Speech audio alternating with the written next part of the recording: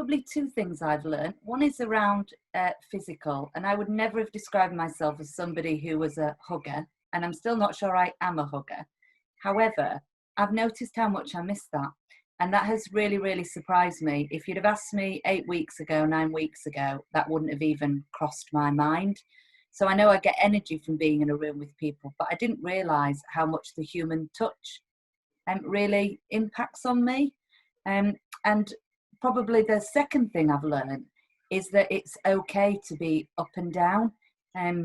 So I think previously I've always felt in leadership roles that while I've been honest with people and shared my vulnerability, I've always been very much like the swan, you know, with the legs kicking underneath and never really anybody seeing the kind of chaos or the panic. You know, I always look like I'm in control.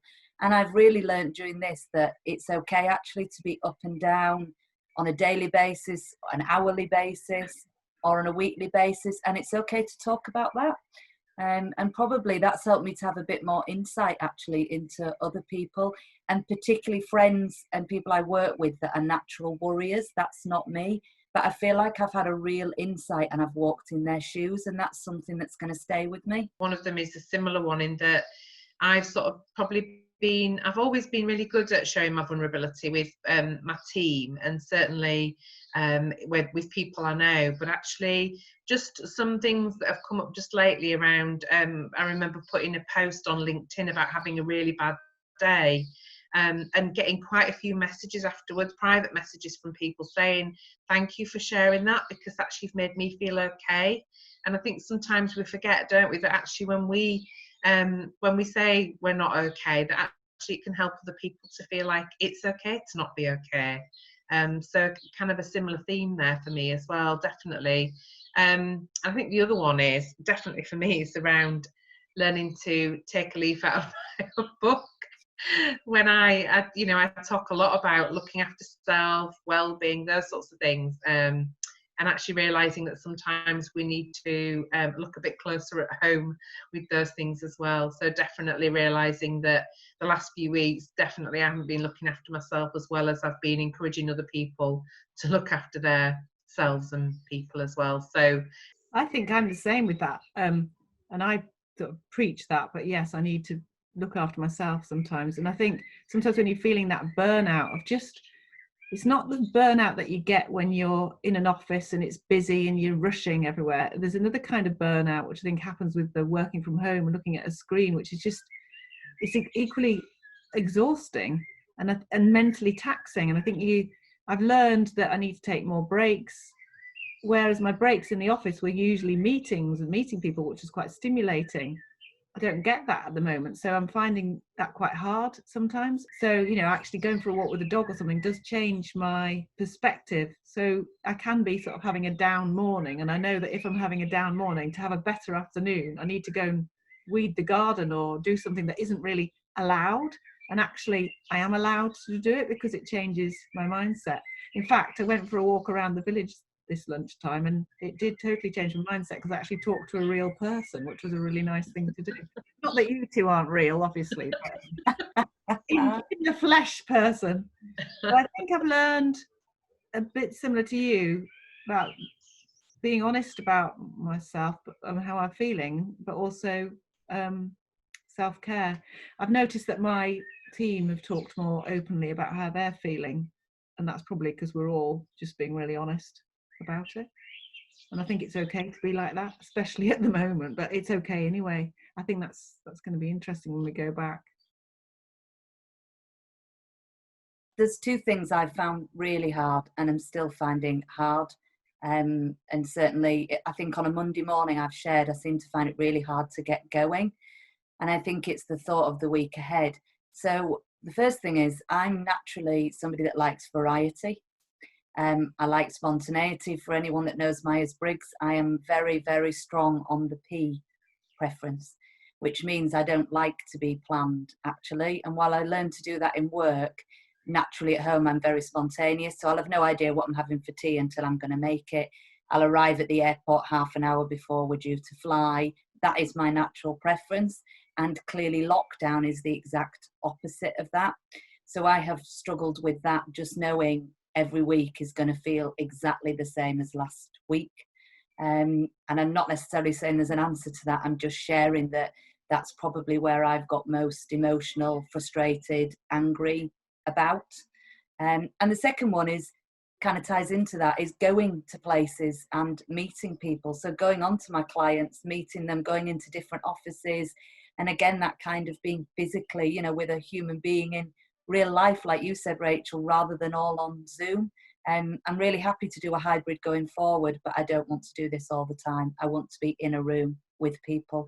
I've missed them. I've missed people. So it's interesting you mentioned Myers-Briggs there, Nat, as well, because I'm an E on the Myers-Briggs, the extrovert, which means for me it's about I'm always at my best when I'm around other people.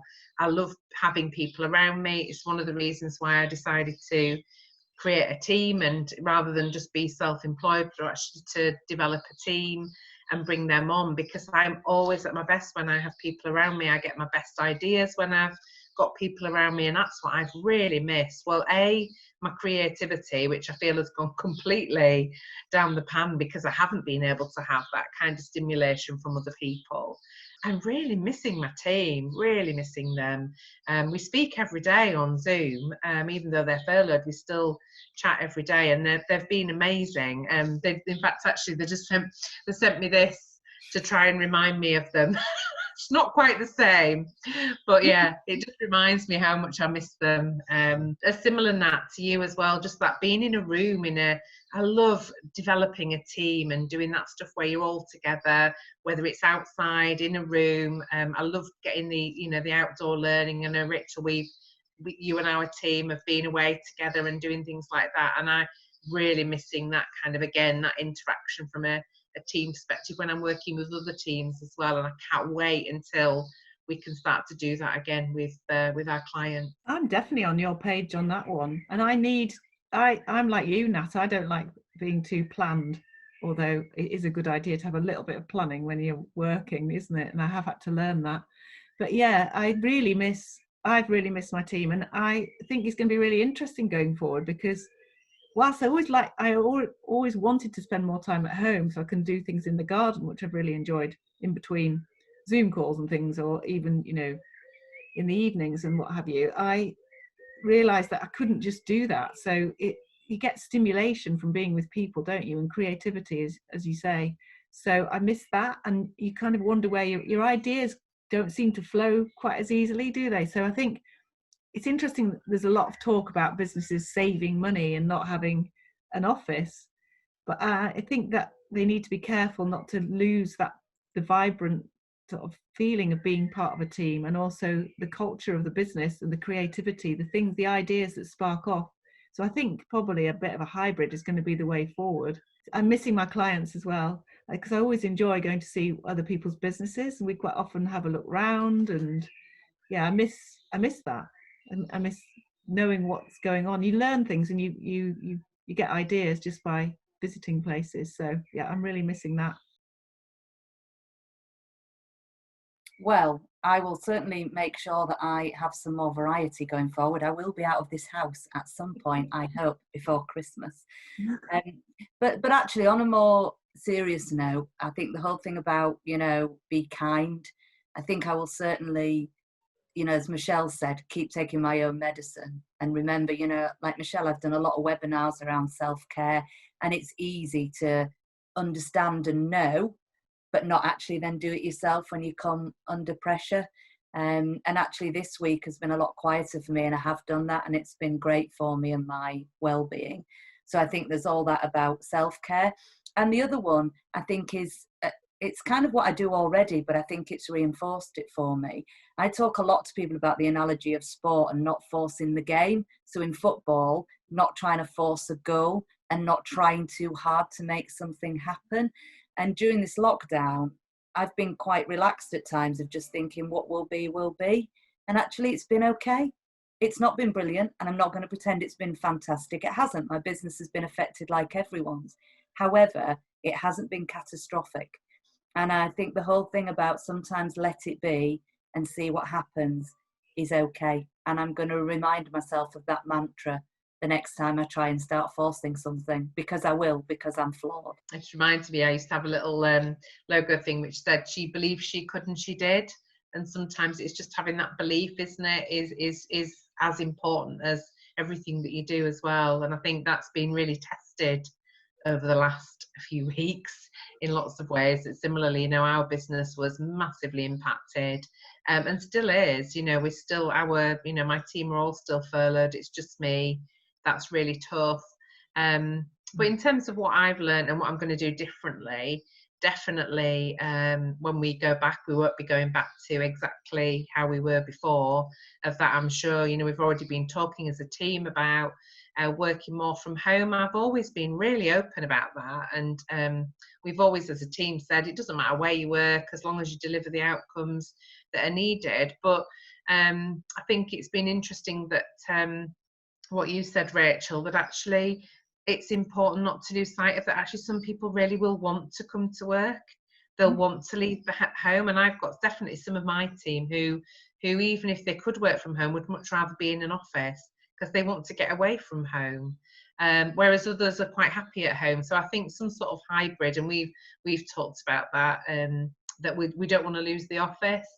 And certainly are looking at some sort of a way of working that suits everybody really, but also getting the team back together again as well, because I think that's going to be important for me. Definitely, if I want to be more creative, I'm definitely going to have to get that team back around me again as well. Like Nat said, be kinder to myself. I think I'm my own worst critic.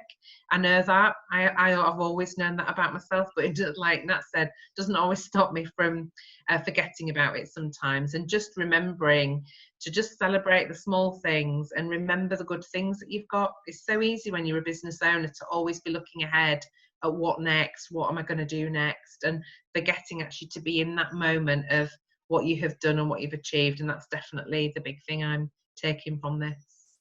I think we should all give ourselves, any business owners who survived should give themselves a pat on the back for actually getting this far, because it is blimmin' tough to lead. I found it tough leading, and also trying to keep a vision of what it's going to be like when you come out, because that is what gives you hope and keeps your team sort of motivated, even if they're on furlough, knowing that you're thinking ahead rather than just in the doldrums. That doesn't mean that you shouldn't be authentic about the fact that you are in the doldrums, but it's just having that belief that something will be okay, that it will be okay, which is like you both said. What will be different for me is I think that it will be a bit more easy to sort of, the lines will be a bit more blurred about how you work, which I think will make work better. So like talking about creativity and getting ideas and things, it's going to be more acceptable to go for a walk and have a chat about it rather than lock yourself in a boardroom, which is something I know that we've always done, Michelle, and it is absolutely the way forward. And actually, I've already had a socially distanced chat and a walk around the garden with my team, and that makes all the difference. It feels like there is that human connection. But I think that's going to be the way forward, certainly in the short term, but even in the longer term, that's the sort of thing we shouldn't forget, because not only is it good for your well-being, but it's actually good for your work, isn't it? And looking at a screen doesn't always give you the answers.